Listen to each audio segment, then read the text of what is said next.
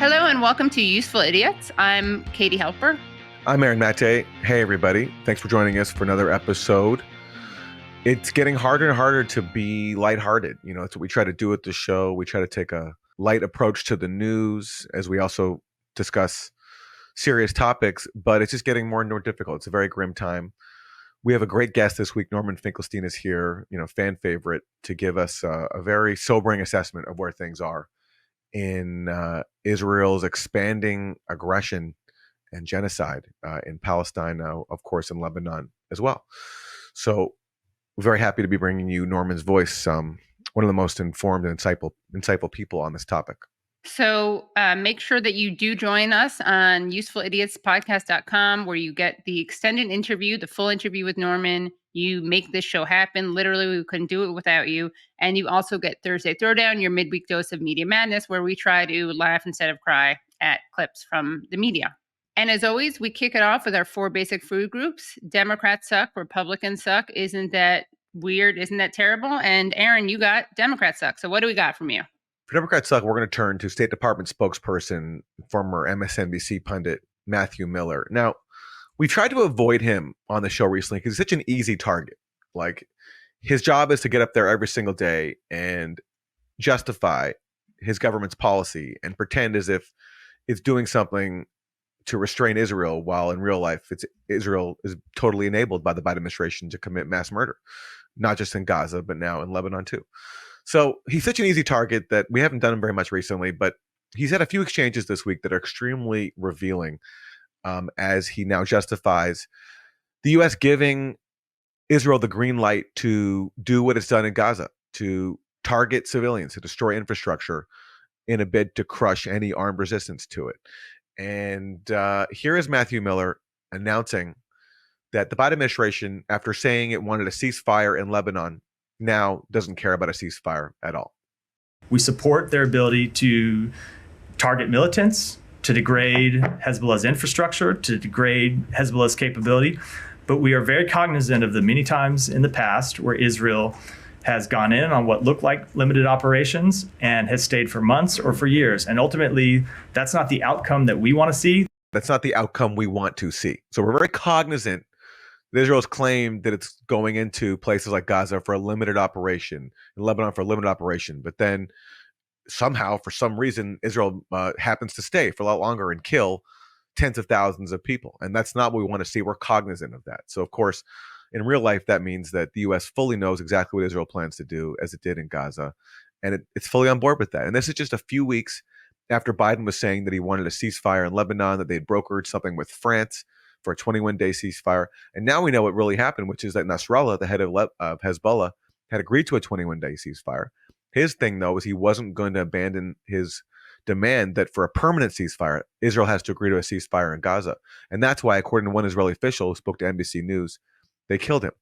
And the Biden administration has given Israel the full green light to not only kill Nasrallah, but basically kill as many Lebanese civilians as it wants to. And that's the other part of that clip. In the first part, he says that, we support Israel targeting Hezbollah infrastructure.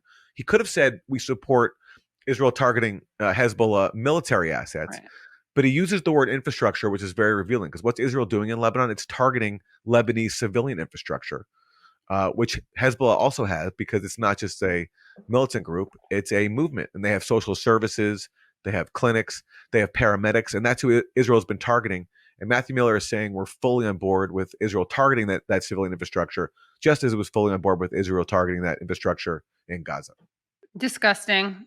I mean, there isn't that much to say except, Israel keeps acting like they're trying to protect their citizens.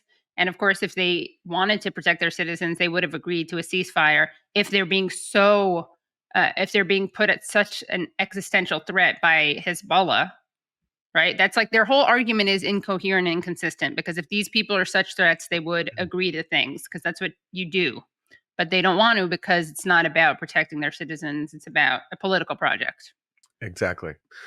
Well, in that press room, finally, one reporter, so fed up with Matthew Miller spinning, he called him out in a really powerful way. And that's my colleague at the Gray Zone, Liam Cosgrove. And watch his exchange here with Matthew Miller.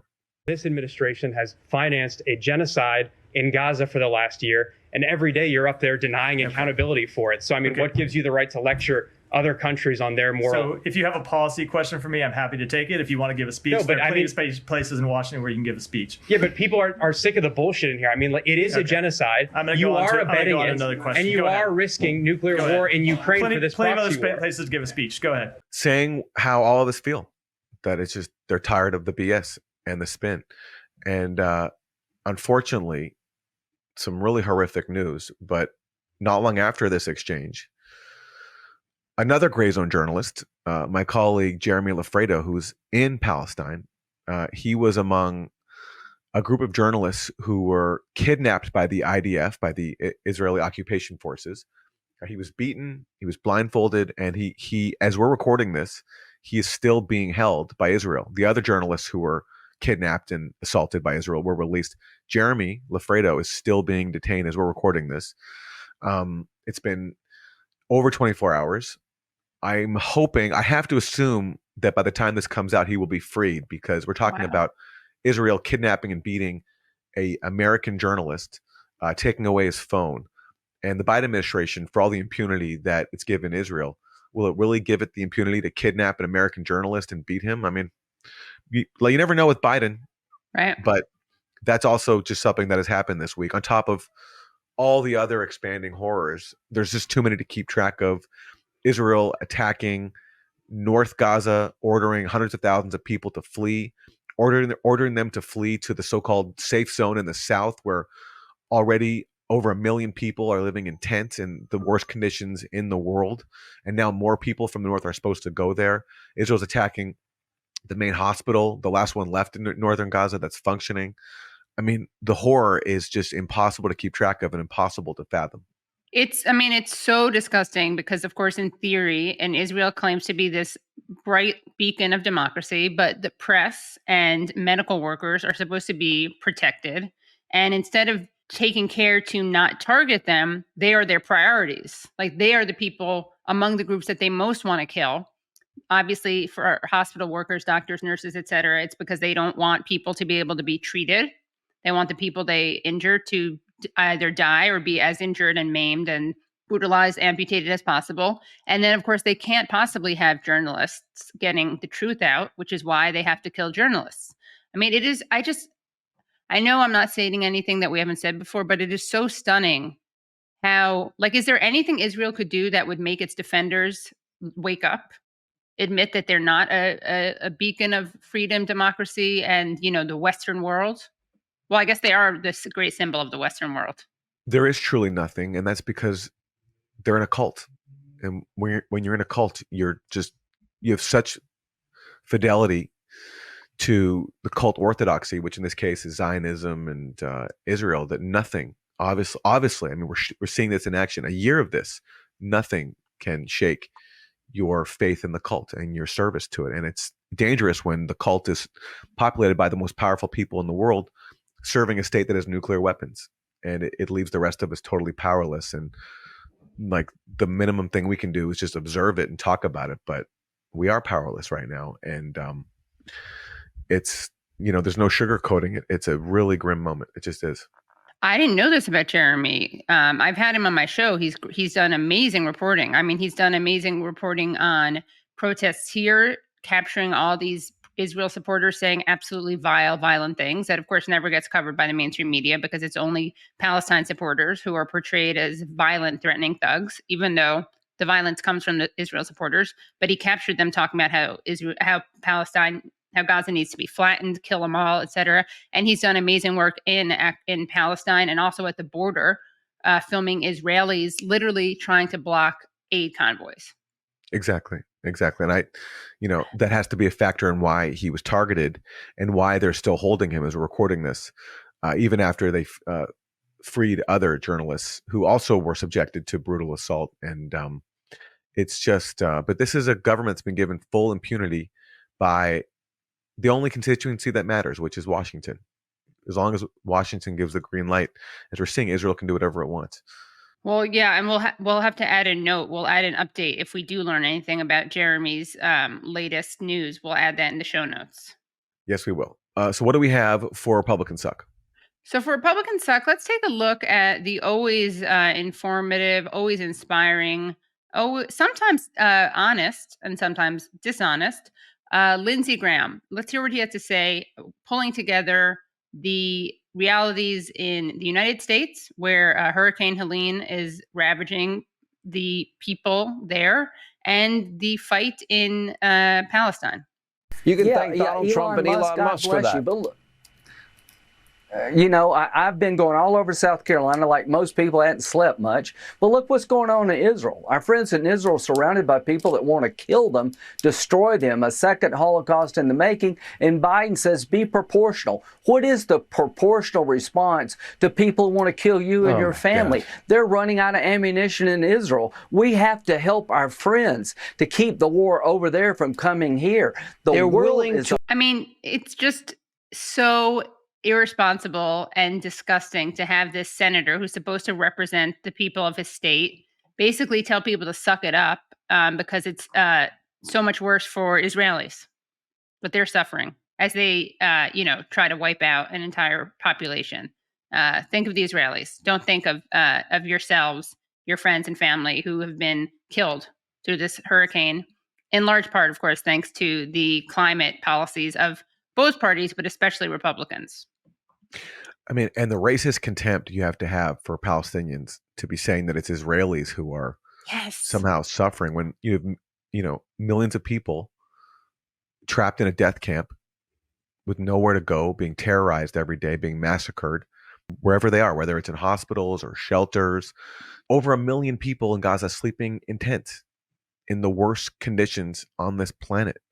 It was already pretty bad in Gaza before October 7th. It was under siege, Obviously, this is incomparable now, but even before then, it was a concentration camp. But he can't even see them as human beings, so their suffering just doesn't exist to him. And then, of course, he throws in the familiar trope, which you always have to throw in, no matter what the designated enemy is, that we have to fight them over there, so we don't have to fight them over here. I often quoted Adam Schiff saying that about Russia. And Lindsey Graham now is using that for Gaza, that if we don't fight Palestinian babies, which is Israel's main target, basically, over there, we'll have to fight Palestinian babies over here. That's what it comes down to. And of course, as our guest points out, Norman Finkelstein points out, babies and children, doctors have reported, it's not that they just have shrapnel from explosions that doctors find in these babies and children. They find bullets in their heads and chests because snipers are shooting them. I mean, shooting babies and children to kill. Katie, you and I discussing this, like, we're not even Palestinian. We're not Arab. We're just, North American Jews. And so imagine what it's like to be a Palestinian in the diaspora, or someone from Lebanon watching all this unfold. And then you're living in a country paying taxes to the government that is funding all this, that elects people like Lindsey Graham to say, we can't be spending money on our own needs here. We have to spend it to help Israel slaughter, countless people in Palestine and Lebanon. Sorry, I'm trying to come up with something thoughtful to say about all this, but it's just so grim. It really is, yeah. It's just grim. So all I can do is sort of express my frustration and emotion, but there's just nothing. Words can't do it justice. That's just what it comes down to. Yeah, and that's something I think about a lot, Aaron, which is that, of course, there's, the slaughter is happening in Palestine, but I often think of how incredibly demoralizing and upsetting, and those are understatements, though, it must be to be a Lebanese person in the in the West, a Palestinian person in the West, an Arab person in the West, Lebanese American, Arab American, or not, seeing how you and your people are so dehumanized. It's just built into the political policies and the political discourse in ways that people don't even realize. I mean, it's just so clear that they're putting more value on Israeli life, Jewish Israeli life, than they are on Palestinian life. And just one more point, because of that dehumanization, it also encourages even more Islamophobia. And this past weekend, I was in London, and at one of the events that I did, a woman in hijab talked about how to come to the event. This was in East London. She wore like a hat over her hijab so that she, wouldn't draw attention to her Muslim identity. And she was talking about how, like many people in her community, they're thinking about leaving the country because they just don't feel safe in the UK anymore. And I suspect that's a pretty universal feeling for many Arabs and Muslims living in the West. And we've seen that, like think of the attacks that have happened against Arabs and Muslims since October 7th, that stabbing of that young boy in Chicago, the young Palestinian boy, the attacks on the 3 Palestinian young men, that was in Vermont, right? That was Vermont. There were three Palestinians and 3 Palestinian young men wearing keffiyehs who were shot in Vermont, and one of them is paralyzed.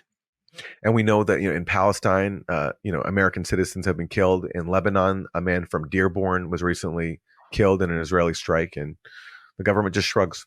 Absolutely awful. Well, we have another clip. Speaking of absolutely awful, we have another clip of Lindsey Graham, and let's hear what he has to say. Let's hear about what his plan is for Israel, the United States, and Saudi Arabia.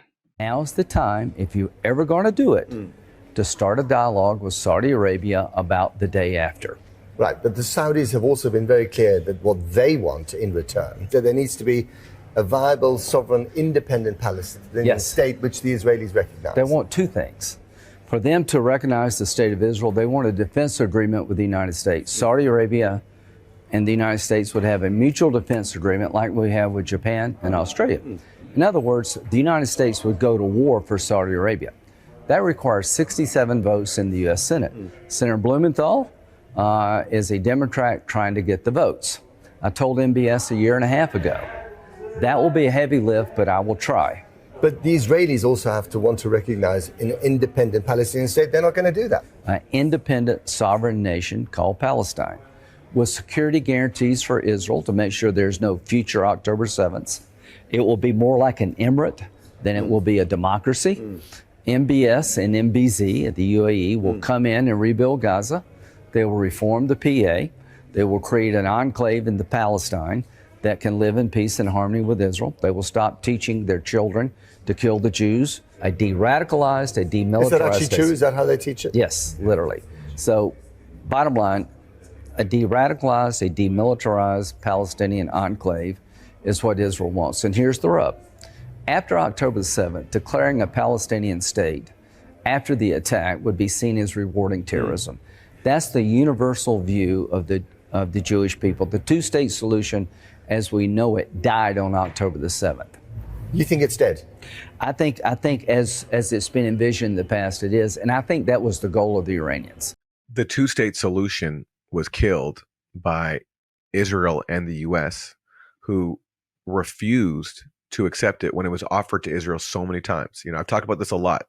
In that Piers Morgan appearance I did recently, I stressed this multiple times because it's such an important fact that never gets acknowledged on TV, which is that Israel's been offered for a long time now, going back to the 1970s, by the major Arab states, except for Syria, a 2-state solution in which it would withdraw from the West Bank and Gaza and allow for the creation of a Palestinian state there in East Jerusalem, which again is a major Palestinian compromise. That's just 22% of the land of Palestine that Israel stole from Palestinians. And Palestinians have been willing to accept that for a long time. They made that the PLO made that formal in 1988. But even before then, they were signaling that they would accept that. So if you want to be conservative, at least since 1988, that's been available to Israel and the U.S. But every year, whenever this is voted on at the U.S., it's the U.S. and Israel plus a handful of U.S. proxies that vote no. Back in the 1970s, Noam Chomsky talks about this. There was a resolution along similar lines. The U.S. vetoed it at the United Nations Security Council. So that's been the obstacle to the 2-state solution. And if it's impossible, it's because Israel and the U.S. refused to accept it and chose instead to expand West Bank settlements, even during the years of the so-called peace process. So that's what killed the 2-state solution. And Lindsey Graham is now exploiting the current moment to say, in line with this longstanding U.S. policy, there won't be a genuine 2-state solution. There'll be something called Palestine, a little colony that will be controlled by U.S. proxies, allies, Saudi Arabia and the UAE, demilitarized with even less land than the 22% that Palestinians have already accepted. And there's nothing Palestinians can do about it. That's the vision he's laying out now. Yeah, it's awful. And of course, he tries to speak for all Jews. He says, it's a universal wish of the Jewish people. Well, not these two Jews sitting right here, for example, and lots of other Jews would also disagree with him. But I love his vision of this, collaboration between two incredibly human rights violating countries, Israel and Saudi Arabia. And I've often said that, Israel is like is the United States' wife, and Saudi Arabia is the United States is like side piece or mistress, because we are public and brag about our relationship with Israel, and we kind of hide our relationship with Saudi Arabia. But another piece of hypocrisy coming from Graham is that he's calling for regime change, and he's being very open about it and explaining the type of government that's going to exist and that he wants to exist. And on the other hand, he's someone who was very mad at Chuck Schumer, when Chuck Schumer was basically saying, not calling for regime change per se, a much less aggressive form of that. He was saying that, Bibi wasn't serving the people of Israel well, and when this whole thing was over, he should be replaced. Okay, well, let's have a moment of levity in a very, very grim episode today. Let's have one moment of levity at least, and that's with Slate's fan favorite, Van Jones, who, in a bleak time for a world, is offering us a ray of light. And what he is describing is a very courageous move on his part. And rather than tell you what it is, let's just hear him in his own words. Van Jones of CNN, tell us about his defiant act of courage for the world. I was afraid to share this, and this is in a multiple part Instagram post. Okay. Van Jones says, I was afraid to share this, but I've decided to take the risk to share more of myself with the world. And today, on the anniversary of a dark day, I am attempting to light a candle. And he's, of course, I should have mentioned, he's saying this on the anniversary of Hamas's operation against Israel on October 7th. It's not just that my TV role does not always afford me the time to go deeply into the facts. It's that I have often been too afraid to say and share what I deeply feel. Okay. So today, I'm doing something about it. This morning, I started, get ready for it, everybody, my own publication on Substack. Wow. I cannot believe the bravery required to do that. Wow. And I'm sure the victims of October 7th feel like this is a very appropriate way for him to thread the needle, light a candle. Oh, yes. It makes me feel better knowing that those who were killed on October 7th have what Van Jones is doing to memorialize them and immortalize them. Yes, honoring. I'm sure their families are also very moved. Oh, yes. I'm sure this brings them a lot of comfort that, as they're mourning the loss of their loved ones. Van Jones has joined Substack, everybody. Yeah. So, what's more galling here? Like, portraying you starting a Substack newsletter as an act of courage, or portraying it as some sort of way to honor the victims of October 7th. That's a tough competition. Yeah, it's true. And by the way, isn't it so funny? You remember, we've been on Substack for a while, but remember when being on Substack was seen as being a grifter or being right wing for some reason, because basically you were basically trying to be supported directly by your audience, as we gratefully are, and thank you, audience, for supporting us. Remember back when we were called grifters or right wing because we were on Substack. Now everybody, now according to Van Jones, it's an act of courage and selflessness. So I guess it's no longer a grift to be on Substack. It's actually an act of courage. So I guess we deserve credit for our bravery. Exactly. We were trailblazers. We should also credit Van Jones for other examples of real bravery and integrity. I mean, he had the courage to compare wearing a keffiyeh in a Jewish neighborhood to showing up in Harlem with a Confederate flag. So, this is not the first time he's shown a lot of courage and principled commitment and fearlessness. He's selling himself short to say that, yes, this is him for the first time rising to the moment to be vulnerable and show courage. Obviously, when he compared the keffiyeh to the Confederate flag. Another courageous and, of course, not opportunistic at all moment from Van Jones. Yeah. Well, for Isn't That Terrible, we have a really disturbing, just terrible clip of a French Israel supporter being attacked at a pro-Palestinian demonstration in France. Let's take a look at this.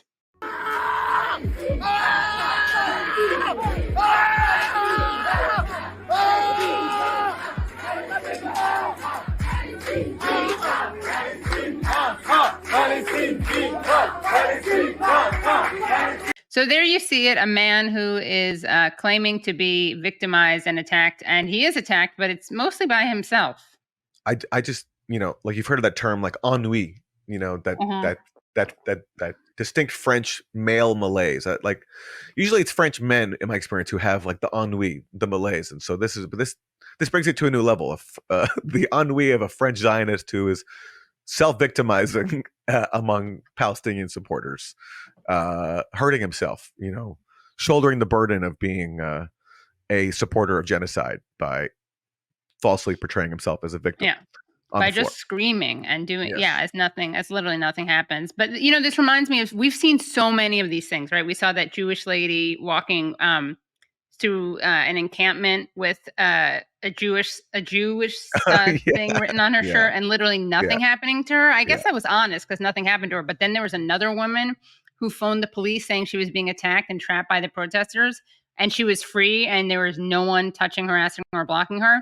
Then there's that woman who said that she was stabbed in the eye by a Palestine supporter, and there is footage of it, but it's so clear this person's waving a little flag, and maybe it scratches her, but it certainly was not stabbing the eye, and she was fine. She was healthy enough and uninjured enough to appear on the Piers Morgan show, I believe, the day after it happened. And then there were those two clearly obvious Jewish guys, wrapping keffiyehs around their faces so they couldn't be seen, and saying, "Never forget the 7th of October. We're going to have many more, 10,000 more 7th of Octobers," pretending that they're, Palestinian supporters or Palestinian. They could start like a troop of just people who pretend to be abused and pretend to be Palestinian. Yeah, someone should do a mashup and we'll play it on Useful Idiots. Play acting for genocide. Yep. All right. And those are your 4 basic food groups. We are so excited to be joined by political scientist Norman Finkelstein, who is a prolific writer and the author of several books, including The Holocaust Industry and Gaza, an Inquest into Its Martyrdom. And this is a very sobering interview with Norman, not just because we're in a really bleak time, but because Norman offers some really frank words for the state of the resistance. There was a lot of hope that perhaps Israel would suffer a major strategic defeat. A lot of people really believe that it would after it went into Gaza. But Norman, after so many years of studying this conflict, has a different take and has a really sobering assessment of what this current moment means for the Palestinian cause, especially in the aftermath of the killing of Hassan Nasrallah of Hezbollah. Now, he also makes clear that he's not judging anyone. He's not offering any sort of sanctimonious point of view on any decisions by these various resistance groups, because it's very easy to judge when you're not living under occupation, when you're not up against this genocidal government that Israel is. But it is important to be as clear-eyed as we can and to recognize, as Norman talks about this interview, where maybe he got some things wrong. And I think this is a really enlightening, informative interview, as always, from a Useful Idiots fan favorite, someone who, Katie, both you and I have learned a lot from. So let's hear from Norman Finkelstein.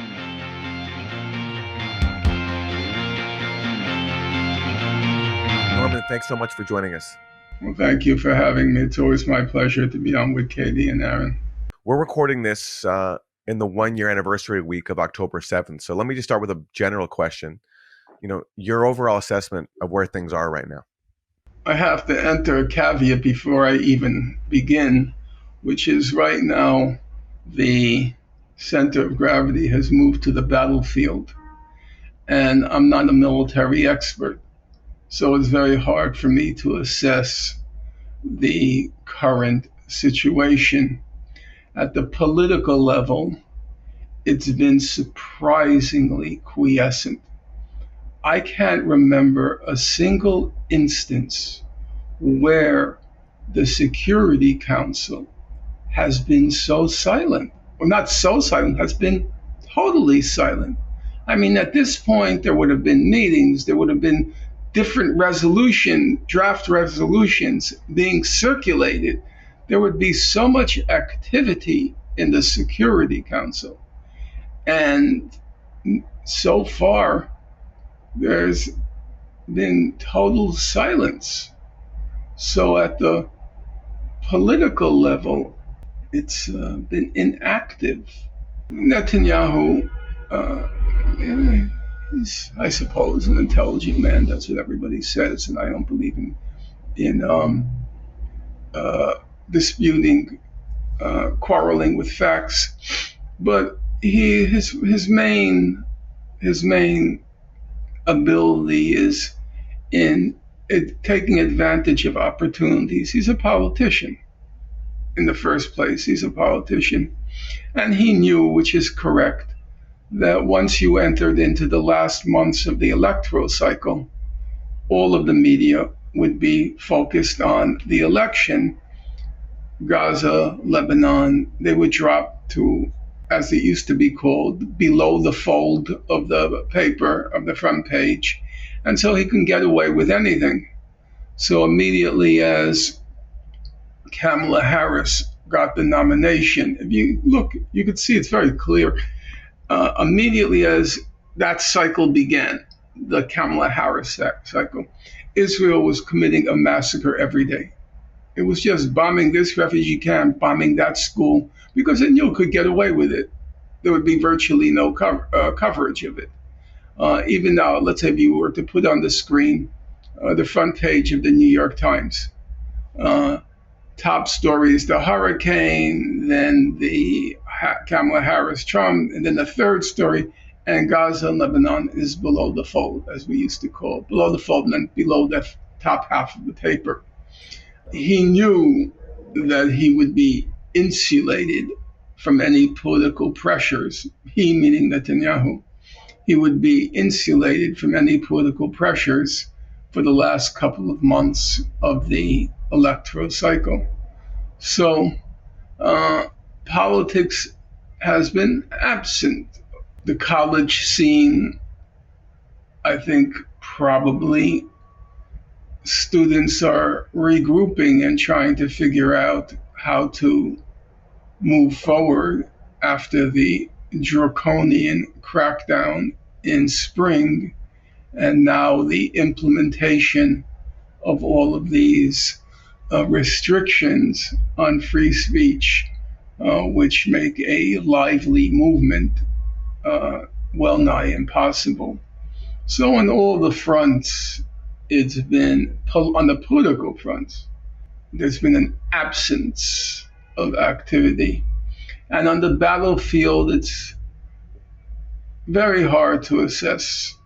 Gaza, as was indicated yesterday, many outlets, media outlets, humanitarian organizations, there was the 1-year commemoration of what happened in Gaza. And I think the reasonable conclusion is that Gaza is no more. There's nothing left in Gaza. Right now, if you recall, at the very, very beginning, when Israel first gave the order, I'm talking about October, roughly around October 10th, 2023, when Israel gave the order for the people in the north to go south, and they drew the line. You remember? They drew the line. I said at the time, well, it's obvious what Israel is going to do.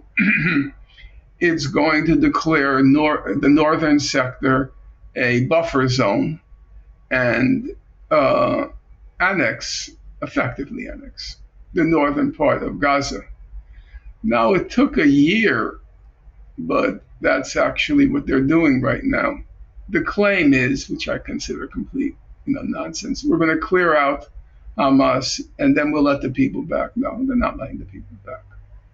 That's not going to happen. First of all, there's not going to be anything left to come back to. They will flatten the whole northern sector of Gaza. That's what they're saying, There's no secret about that. And Lebanon, it looks pretty grim. I think there's no denying that Hezbollah was dealt a very big blow. What will happen? I don't know. I I've been listening to all these military analyses and whether Israel knocked out all of Hezbollah's long-range missiles, whether Israel can isolate the south of Lebanon from the Litani down and just bomb it relentlessly like it did Gaza, and everybody will be wiped out. I'm not a military person, so I don't know. I know that the party of God will fight to the last person, but it's not even clear whether that will be an option, because Syed Nasrallah's stature enabled him to carve out some political space vis-a-vis Iran. In other words, he doesn't just do what Iran says. He was able to assert an independence and autonomy. And now that's not going to be an option, assuming the person that replaced him is in his 20s or 30s, which is what Nasrallah was when he replaced his predecessor, when his predecessor was assassinated by Israel.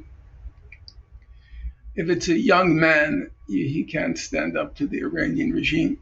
And the Iranian regime, it's going to be looking out for its own interests. And they say, we're going to end all the resistance in exchange for a ceasefire. And then the Hezbollah won't have an option except to agree. So they've lost a lot of their autonomy, I believe. So all in all, it looks grim. What can I tell you? It's the only thing one can do. I had a very close friend in the West Bank, and when the first Intifada was defeated, I asked him, did anything good come of this? Meaning the civil revolt. Did anything positive come of it? And he said, because he was a real political person, he said, the lessons learned. He said, lessons learned. And it's the same thing here. One has to be very sober, analyzing the lessons learned. And I learned a lot from the past year. I made errors, significant errors in some cases, born of illusions. So trying to figure out the lessons learned. I'm curious your analysis of Nasrallah's decision to intervene, the position he was put in by October 7th. It seems pretty widely accepted that Nasrallah did not have advanced knowledge of Hamas's operation. Can you talk about what you think compelled him to intervene and how he's tried to calibrate Hezbollah's role ever since, leading up to his murder, which we now know, it's been widely said that Nasrallah had agreed to a 21-day ceasefire with Israel, but he was still refusing to drop his insistence that a permanent ceasefire be linked to a ceasefire in Gaza. And according to one Israeli official who spoke to NBC News, that's what basically led Israel to decide to kill him. In one of his early speeches, maybe the first or second after October 7th, he was very clear that they didn't know. And you could see, if you read between the lines, he was not happy that they had not been informed by Hamas of the decision to attack on October 7th. And at that point, what's called the axis of resistance would have lost all credibility if it did nothing. If you recall, in those first few weeks, everybody was saying, what is Hezbollah going to do? What is Hezbollah going to do? It was an expectation that in the midst of, at least at the beginning, it was a declared genocide. They muted the language over time, but at the beginning it was a declared genocide. And Palestine had always been formally a sacred cause for Iran. as a personal cause for Nasrallah, Syed Nasrallah. He did an interview 30 years ago, and he was asked, I can't remember the exact question, but the response was, if and when I die, I want it to be for Palestine. It was for him a deeply entrenched conviction and commitment.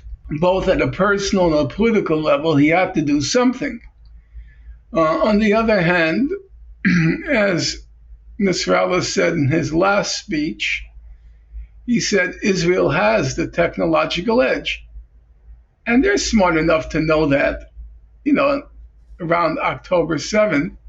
So that was just another way of saying we're not ready for the great confrontation. And so he tried to carve out a middle path, namely lobbing rockets and missiles at northern Israel, not really causing all that much damage, apart from the population had to evacuate. About estimates are 50 to 60,000 people had to evacuate, but not a full-scale confrontation. And if you look back then, by far, by an immeasurable distance, the worst blows were being suffered in South Lebanon. Hundreds of people were killed in South Lebanon, including hundreds of Hezbollah fighters. And about, 200,000 or 100 to 200,000 Lebanese had to evacuate. Today, the Times showed the pictures of South Lebanon, and it looks like the moonscape. It looks like Gaza. Actually, it looks worse. So he didn't have options. He tried to carve out a path. But I said at the time, if you remember, I said at the time that when people were asking, what do you think is going to happen the day after? What do you think is going to happen the day after? I said, I think we're closer to the beginning than to the end, because I don't believe that Israel will give Hezbollah a pass. They're going to do something. Now, that was only partially correct, because it didn't until the assassinations and then the walkie-talkie and pager undertaking, it didn't occur to me that they were going to use this occasion to wipe out Hezbollah. You've said that you were wrong about Hezbollah, and I want to know if you could elaborate on what you mean by that.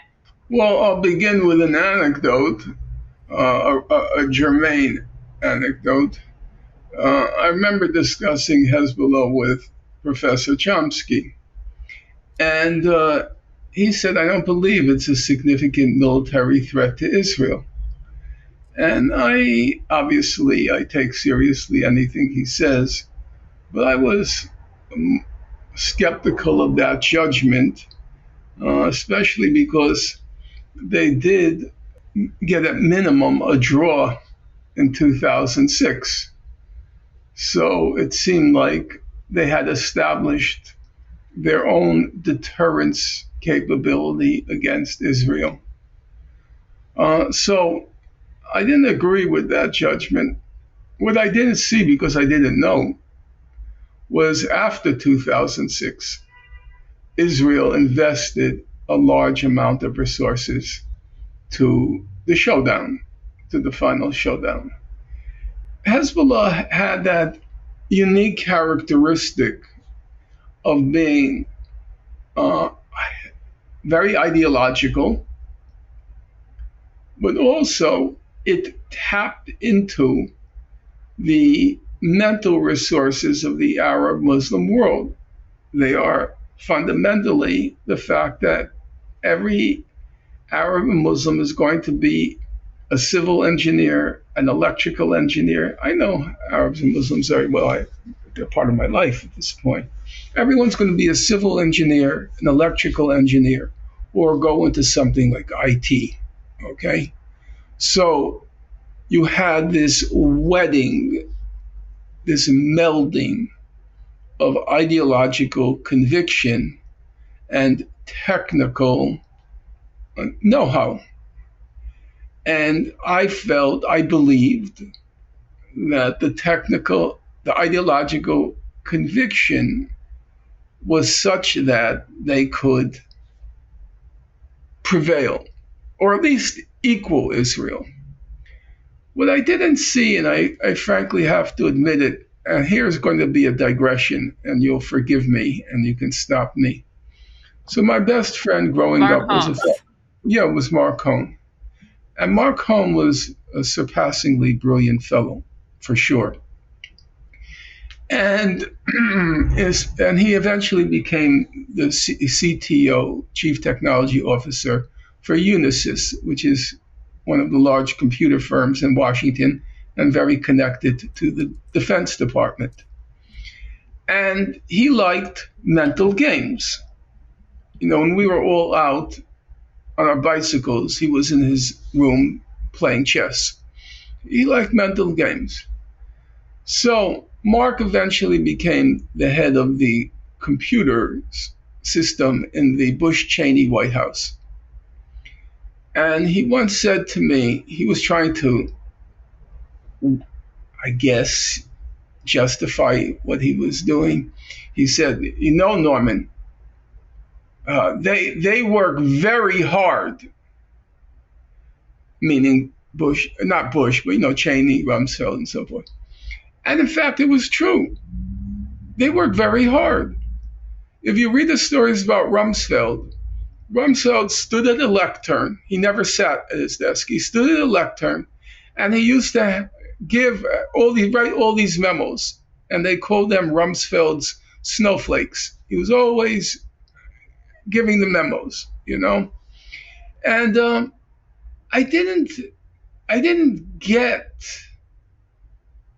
that the other side has his ideological convictions, which are as fervent as Hezbollah's, except they had 1,000 times the resources, because it's the Pentagon, it's British intelligence, it's German intelligence, it's French intelligence, it's the whole quote-unquote Western world, which is invested in bringing down Hezbollah, and eventually Iran, of course. So it was unrealistic that they could withstand the force of a combined and compounded intelligence of all of these organizations. So I guess that's what Professor Chomsky was thinking at the back of his head. You know, how can a guerrilla movement win against the Pentagon? In terms of intelligence, you know. Not intelligence like smartness, obviously, but intelligence. No. The intelligence community.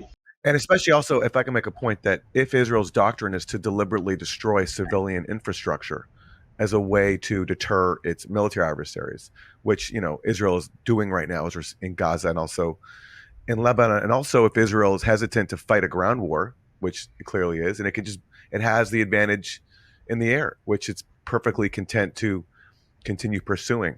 I wonder if that's also a factor that puts Hezbollah at a significant disadvantage, because Hezbollah has tried to target military sites throughout the course of its intervention. Yeah, but the expectation was that if they do not relent in their rocket missile attacks, it prevents the Israelis, Mr. Netanyahu, from declaring victory. And so at some point they have to launch the ground invasion. And at that point, Hezbollah has all the advantages. It has the two main advantages of its home territory. So it knows every square inch of Lebanon. And it has the second, which is not a small advantage. They're ready to die. Right. Israelis don't want to die. Not one of those persons in the Israeli army is ready to die for the cause. They want to go to their nightclubs. They want to go on their trips abroad. Dying for a cause is not on their agenda.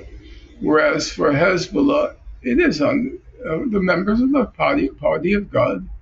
They're ready, they're prepared, and at this point they probably want to, as I believe Nasrallah wanted to die at the end, because otherwise it makes no sense how he died.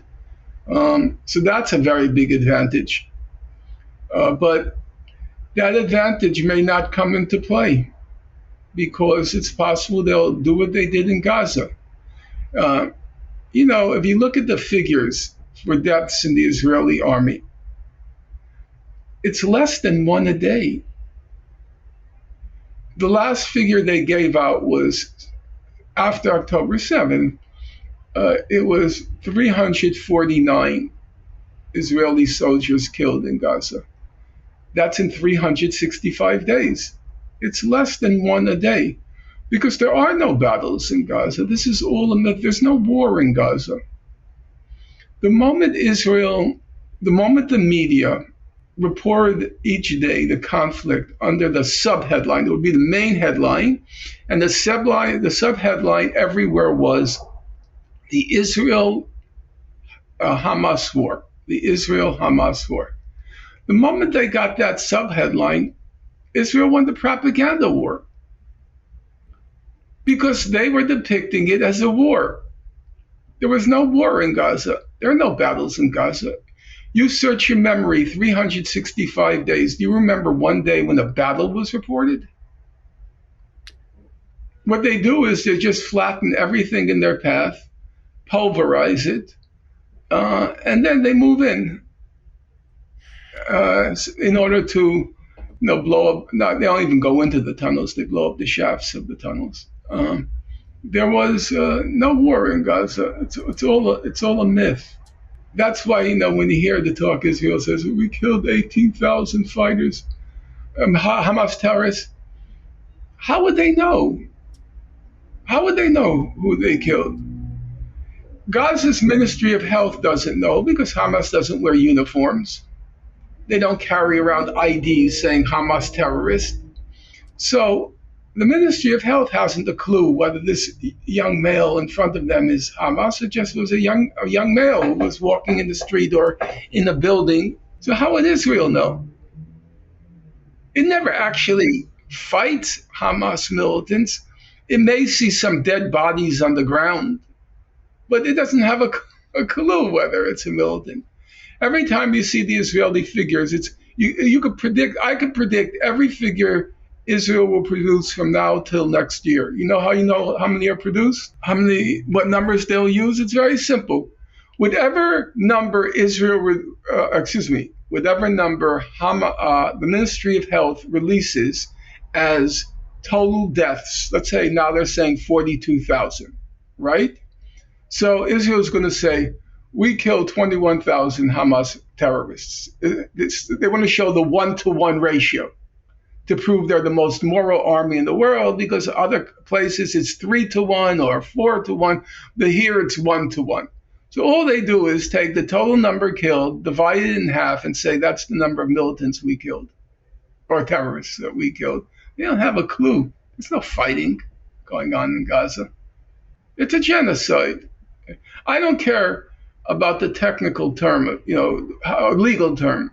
That's for the International Court of Justice to adjudicate, and law is its own discipline, and how they define genocide is not always the same as the way a layperson or Oxford English Dictionary defines genocide.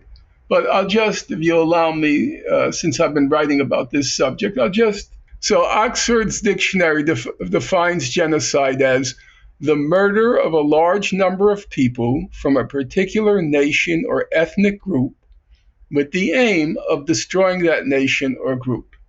And by that definition, that's what's happening in Gaza. The war is just, it's secondary. Obviously, if you want to commit a genocide, you want to take out the enemy forces because they're an obstacle to achieving your goal. But defeating Hamas is simply a means to an end. The end is to solve the Gaza question. And it's people think this is just a terminological issue, but it's not. It's a question of trying to capture reality. What word captures the reality? If you take Raoul Hilberg's magnum opus, it's called The Destruction of the European Jews. It's not called The War Against the European Jews. Now, there was a book by Lucy Dawidowicz, she was a complete idiot, called The War Against the Jews, about the Nazi, because she didn't understand what it was. I remember my mother, whenever she would hear mention of a war against the Jews, what are you talking about? It wasn't a war. It was an extermination. She said we were cockroaches. They would shine the light on us, and we would scurry to this side. Then they would shine the light here, we'd scurry to this side. We were cockroaches. They were exterminating us. And of course, that image and the appropriateness of that image, because my mother had sensitivity to language, even though English was her several languages, but she knew Latin and she knew the roots and she understood language. That came to mind for me because you see the Gazans scurrying here, scurrying there, go to the north, go to the south, go to Masawi, go, always scurrying. It's an extermination. And wherever they go, they get bombed. Wherever they go, they get bombed. It's an extermination. It has nothing to do with war. So, as I said, the moment it became classified as the Israel-Hamas war, Israel won 90% of the propaganda battle. The only ones who understood what was happening were, of course, the South Africans. They went to the ICJ to say this is a genocide. It's not a war. And if you read their application, they never use language like a disproportionate attack. They don't use language like disproportionate. They don't use language like even indiscriminate. They use the language, they're targeting the civilians. Do you know what a disproportionate attack means? It means you have a military target and you cause what's called excessive damage to civilians and civilian infrastructure. So let's say you want to attack Nasrallah. You want to kill Nasrallah. Does that justify killing 300 civilians, or is it disproportionate? But a disproportionate attack presumes you are targeting a military site or combatants. But that's not what's been happening in Gaza. They're not attacking military targets. If they hit a military target, it's just by accident. It's a statistical error if they hit. It's the equivalent of a statistical error. If it's military, Norman, you can't even define it as conventional military because Gaza is not a state. It doesn't have a standing army. There's Hamas is a militia with some weapons, but nothing that any functional army would have. So even the term military is not even appropriate. The fight, a combat with guerrilla armies is obviously not something new. And guerrilla armies under what's called international humanitarian law, they're also bound by the laws of war. So it's obviously a very unequal war, but I would still say if it's a guerrilla army, you can say the laws of war apply. But this is not a war, it's a genocide. I was on with this guy, Richard Kemp. Aaron might know him. Do you know him, Katie? The British guy? Yes, he's Israel's main military apologist. And I was on with him on Piers Morgan a couple of days ago. It was a complete disaster, but that's a separate issue. I made the point. I said, look, yesterday I read this letter from 65 physicians from around the world. They're not from Gaza. 65 physicians who gave testimony as to what they observed. And every one of the physicians, all 65, testified that the children, the children who were coming into the hospital, they had bullet wounds to the skull or to the chest. No shrapnel. It wasn't, bombs and shrapnel. It was targeted bullet wounds to the skull and to the chest of children. What does that have to do with war? They're targeting children. Snipers are targeting children. There's the convent. I've been reading the Navi Pillay UN report on Gaza. And they describe the convent. So there are 2 women in the convent. They're rushing to go to the bathroom. The snipers killed. They knew who the women were, because the church, the Catholic Church, had sent all the coordinates and all the information to Israeli officials. They knew who they were killing. They then fired 2 tank shells at a school for disabled children. There were 54 disabled children who used the school in the convent complex. They fired 2 tank shells at it. What does that have to do with the war? Given the fact that basically, I think what we're saying is that Israel is willing to kill for an idea or for material benefit, and Hezbollah and Hamas are willing to die for survival, let's say, what they see as survival. Does that make armed resistance pointless?